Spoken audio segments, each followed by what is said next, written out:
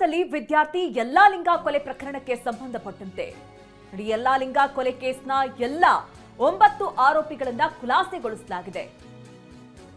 ಸೂಕ್ತ ಸಾಕ್ಷ್ಯಾಧಾರ ಇಲ್ಲದ ಹಿನ್ನೆಲೆಯಲ್ಲಿ ಕೇಸನ್ನ ಖುಲಾಸೆ ಮಾಡಲಾಗಿದೆ.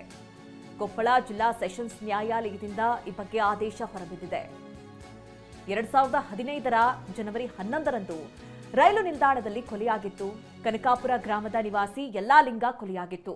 ಕೊಪ್ಪಳ ಜಿಲ್ಲೆಯ ಕನಕಗಿರಿ ತಾಲೂಕಿನ ಕನಕಾಪುರ ಗ್ರಾಮದಲ್ಲಿ ಆದಂತಹ ಘಟನೆ ಅದು. ತಮ್ಮೂರಿನ ವ್ಯವಸ್ಥೆ ಬಗ್ಗೆ ಪ್ರಶ್ನೆ ಮಾಡಿದ್ದಕ್ಕೆ ಕೊಲೆ ಆರೋಪ. ಶಿವರಾಜ್ ತಂಗಡಗಿ ಬೆಂಬಲಿಗರ ವಿರುದ್ಧವಾಗಿ ಆರೋಪ ಕೇಳಿಬಂದಿತ್ತು. ತಂಗಡಗಿ ಆಪ್ತ ಹನುಮೇಶ್ ನಾಯಕ್ ಹಾಗೆ ಮಹಂತೇಶ್ ನಾಯಕ್, ಮನೋಜ್ ಪಾಟೀಲ್, ಬಾಳನಗೌಡ, ಕಾಡಮಂಜ, ಯಮನೂರಪ್ಪ, ದುರ್ಗಪ್ಪ ಹಾಗೆ ನಂದೀಶ್ ಸೇರಿದಂತೆ 9 ಜನರ ವಿರುದ್ಧ ಕೇಸ್ ದಾಖಲಾಗಿತ್ತು. ಈಗ ಸೂಕ್ತ ಸಾಕ್ಷ್ಯಾಧಾರ ಇಲ್ಲಂತಹ ಕಾರಣದಿಂದಾಗಿ ಕೇಸನ್ನ ಖುಲಾಸೆಗೊಳಿಸಲಾಗಿದೆ.